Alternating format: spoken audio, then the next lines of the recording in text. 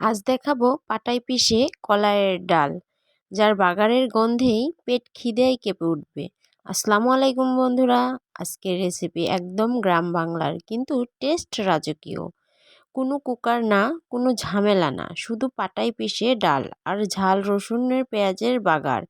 শেষ পর্যন্ত দেখবেন, না হলে মিস করবেন আজকের আসল টেস্ট। ডালটা আমি পাটায় পিষে নিচ্ছি, মেশিন না, পাটায়, কারণ আসল স্বাদ এখানেই লুকানো। আমার ডালটা পিষা হয়ে গেছে, এবার আমি ডালটা তুলে নিব পাটা থেকে। এখন কড়াইতে ডাল ঢেলে দিচ্ছি, এরপর এক এক করে সব মশলা এখানে দিয়ে দিব। দিয়ে দিচ্ছি হলুদ,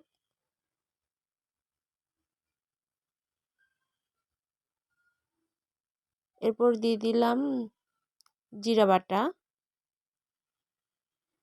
দিয়ে দিলাম আদা বাটা, এরপর দিয়ে দিব ধনিয়া গুঁড়ো, এরপর দিয়ে দিলাম 4টা লঙ্কা, এলাচ একটা, তারপর দিয়ে দিলাম একটা তেজপাতা, এরপর দিয়ে দিলাম দারুচিনি।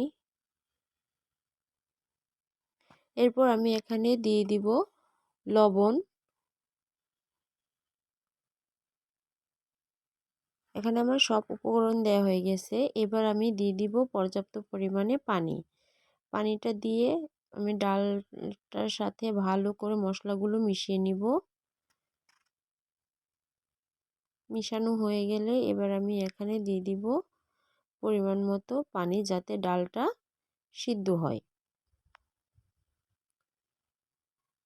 আমার মশলাগুলো মেশানো হয়ে গেছে, এবার দিয়ে দিচ্ছি পানি। এবার আমি ডালটা চুলায় বসিয়ে দিব রান্না করার জন্য।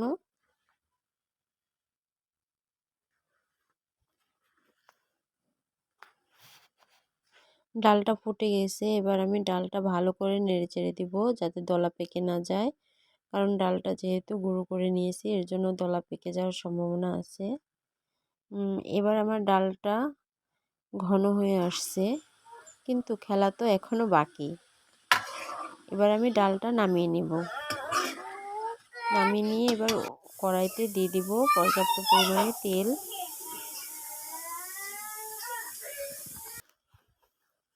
এবার কড়াইতে দিয়ে দিলাম পেঁয়াজ কুচি। এবার এখানে আমি দিয়ে দিব রসুন, থেতো করা রসুন। এই থেতো করা রসুন দিলে অন্যরকম একটা টেস্ট পাওয়া যায়। এবার দিয়ে দিলাম একটি শুকনো ঝাল। লাল না হওয়া পর্যন্ত ভাজবো, কারণ আধা ভাজা পেঁয়াজে কোনো স্বাদ নেই। এই গরম বাগারে এবার ঢেলে দিচ্ছি ডাল। শব্দটা শুনুন, এটাই সুখের স্বাদ। 1 চামচ ভাত, 1 চামচ ডাল, ভাতের থালা একদম চুপচাপ হয়ে যাবে। এই গ্রাম বাংলার রেসিপি যদি ভালো লাগে তাহলে লাইকটা এক্ষুনি দিন, আর আপনার মা বোনদের ভিডিওটা পাঠান, কারণ এই ডালটা রান্না হওয়া দরকার আজই। যারা নতুন তারা চ্যানেলটা সাবস্ক্রাইব করতে ভুলবেন না, আর লাইক দিন, পাশে থাকুন। আল্লাহ হাফেজ।